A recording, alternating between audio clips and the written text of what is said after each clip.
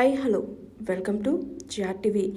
BC bill కోసం జీవోలు, ఆర్డినెన్స్లు, కమిషన్లు కాదు, మళ్ళీ సక్రమంగా కులగణన చేసి చట్టబద్ధం చేయాలి.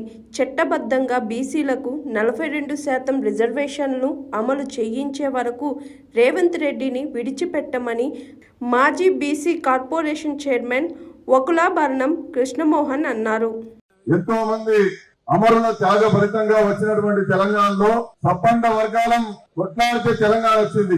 బీసీలందరం కూడా ఏకమై ఒక దండు కదిలి నువ్వు ఇచ్చినటువంటి హామీ నెరవేర్చవయ్యా అని చెప్పి ఈ ఇందిరా పార్క్ ఉద్యమాల సాక్షిగా ఇవాళ ఈ రాష్ట్ర ప్రభుత్వాన్ని కోరుతున్నాం. ఇవాళ మనం ఈ 42% రిజర్వేషన్లు అనేటువంటి ఉద్యమాన్ని నిర్మించడం ద్వారా చాలా విషయాలు నేర్చుకున్నాం. ఒక అగ్రవర్ణ ప్రభుత్వం అధికారంలో ఉంటే, బీసీలకు మేలు చేయలేనటువంటి ప్రభుత్వం అధికారంలో ఉంటే ఏం జరుగుతుందో ఇవన్నీ రేవంత్ రెడ్డి గారు స్వయంగా తన పాలనలో చూపిస్తున్నాడు.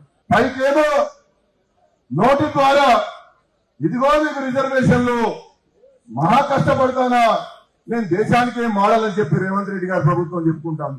నువ్వు రోల్ మోడల్ ప్రభుత్వం అయితే, నువ్వు దేశానికి మార్గదర్శకమైనటువంటి ప్రభుత్వం అయితే ఈ 19 నెలల నుండి ఏం నువ్వు చేసే తమాషా, ఒక్క పద్ధతి కూడా చక్కగా చేయకుండా మమ్మల్ని నువ్వు ఇబ్బంది పెడుతున్నావు. నేను అడుగుతున్నా రాహుల్ గాంధీ గారు, ఈ రాష్ట్రంలో నువ్వు చాలా శాస్త్రీయంగా గణన చేసినని చెప్తున్నావు.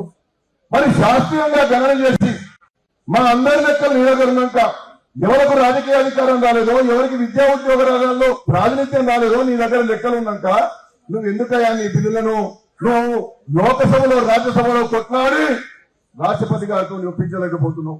నువ్వు శాస్త్రీయంగా చేసినావు కదా. బీసీల కోసం నీ కాంగ్రెస్ పార్టీ కట్టుబడి ఉన్నది కదా. నీ రేవంత్ రెడ్డి గారి యొక్క పాలన చాలా గొప్పగా జరుగుతున్నది కదా. కోసం ఈ 42% అమలు చేయడం లేదు. ఇక నేను పద్ధతుల జోలికి, ఇక చట్టాల జోలికి, మనకు కావాల్సిన 40 నువ్వు ఇస్తావా? ఇక మందిపో, నేను చేతరాపద దిగిపో, మేము ఎన్నుకునేటటువంటి సత్తా మా బీసీలకు అని చెప్పి నేను మనవి చేస్తా ఉన్నా. నీకు దమ్ము లేదు, ధైర్యం లేదు, నీ కడుపు నిండా విషయం పెట్టుకొని కవలించుకుంటున్నావు. మా వాళ్ళని కూడా మోసం చేస్తున్నావు. మా వాళ్ళని కూడా ఇదిగో నేను బిల్లులు పెట్టినా కదా అని చెప్పి ఢిల్లీ పట్టుకపోయి పాపం వాళ్ళని తప్పుదో పట్టిస్తున్నాం. నీ యొక్క కుయుక్తులు తెలవకుండా కొంతమంది పోయి నీకు పాలాభిషేకం చేస్తాడు, కొంతమంది నీకు సన్మానం చేస్తాడు, జ్యోతిబాబుని విగ్రహం ఇస్తాడు. అందుకోసమే నేను ఎక్కువగా ఇంకా మాట్లాడకుండా 42% ఇవ్వడానికి కావాల్సినటువంటి అన్ని అవకాశాలు తెలంగాణ రాష్ట్రంలో ఉన్నవి. నువ్వు ఆ 42% నిలబెట్టుకునే ప్రయత్నం చేయాల్సినటువంటి అవసరం ఉందని చెప్పి, అది చేసుకోకపోతే మా రాజ్యం ఏందో, మా సంగతి ఏందో, మా బీసీల సంగతి ఏందో నీకు తడాగా చూపిస్తామని చెప్పి ఈ రేవంత్ రెడ్డి గారి ప్రభుత్వానికి హెచ్చరిక చేస్తూ నేను ఒకటే కోరుతా ఉన్నా, నువ్వు ఎప్పుడు ఇస్తావో చెప్పు.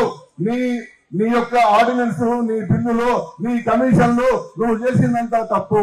మళ్ళా సరిదిద్దుకో, సక్రమంగా చేయి, లెక్కలు కరెక్ట్ చేయి. మా యొక్క రిజర్వేషన్ల ప్రకారం మాకు మా యొక్క ప్రజా ప్రాతినిధ్యమై, విద్యా ఉద్యోగ రంగంలో అవకాశమై నువ్వు ఇచ్చినటువంటి మాట కట్టుబడు. అప్పుడు మాత్రమే నువ్వు చరిత్రలో ఉంటావు.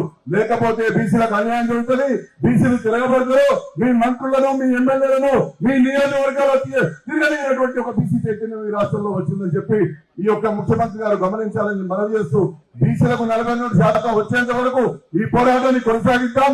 బీసీల చైతన్య రాజకీయ వేదికగా మనం ముందుకు పోదామని చెప్పి మీ అందరూ కూడా సమన్వయంగా మనవి చేస్తూ జై బీసీ.